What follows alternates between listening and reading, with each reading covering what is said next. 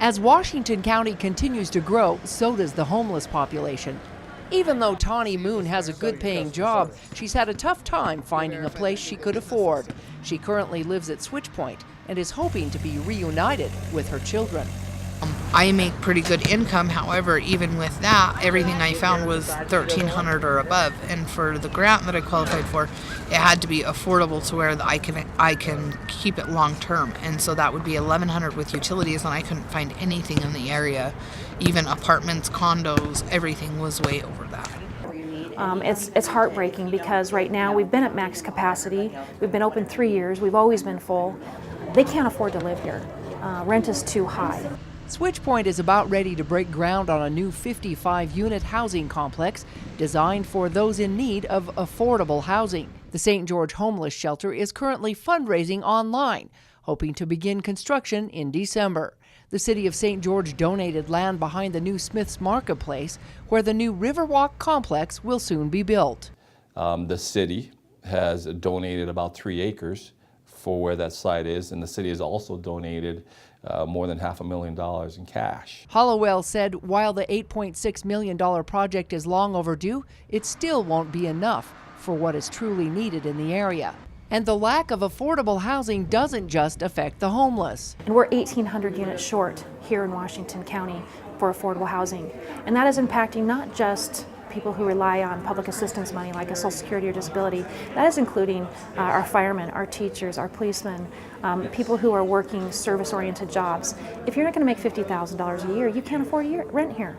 Rental prices average around $800 for a one-bedroom unit, in upwards of $1,300 and up for 3 or more. With a 99% occupancy rate in rentals in the county, the lack of housing is also an issue. St. George Housing Authority recently opened its Section 8 housing list after 3 years of being closed.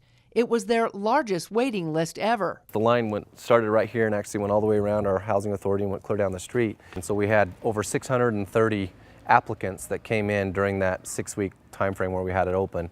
We're still working through the old waiting list with about 30 on that one. And then our public housing, which is where our housing authority is right here, we have about 30 public housing, which is our 62 and older. We have about 60 on that waiting list right now. So there's a strong demand for housing, especially affordable housing in St. George. And every 6 months, the St. George Housing Authority purges its waiting list. If they reply to that letter and say that they do, we'll keep them on the waiting list. If they move or if they, something changes in their situation, then we'll take those individuals off. With only 258 federal government vouchers to help subsidize rent, the need always exceeds the supply. Most of those the Housing Authority gives preference to in this complex are elderly and disabled, and those who are working at least 20 hours a week. So we have single moms, single dads, we have elderly, we have middle-aged, families with 3, 4 in the household. So it just kind of, it's a large mix. While there may be a lot of service jobs available in the area, those don't often pay enough to make the rent. St. George is building 7 new hotels right now. That equates to an $8 to $10 an hour job for somebody. And if you are working full-time at $10 an hour, you still will never be able to pay rent in Washington County. Riverwalk is the first attempt in several years for the construction of affordable housing. While some Section 8 vouchers will be donated for that project, the need still exceeds.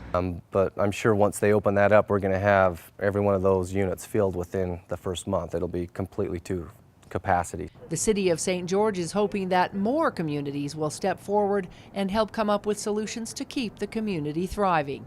Our hope is that as we build this project, maybe other parts of the area, other parts of the county, could see this project and maybe do the same or similar type of a project in their communities.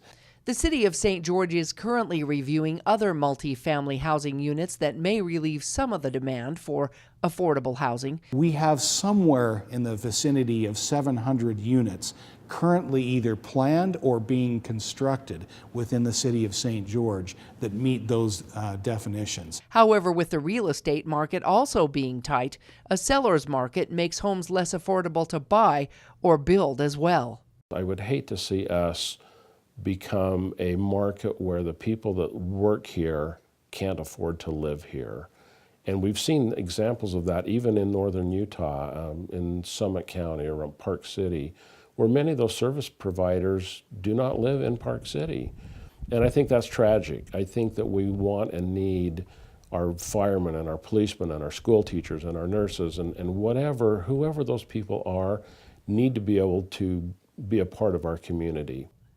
In Washington County, Melissa Anderson, CEC News.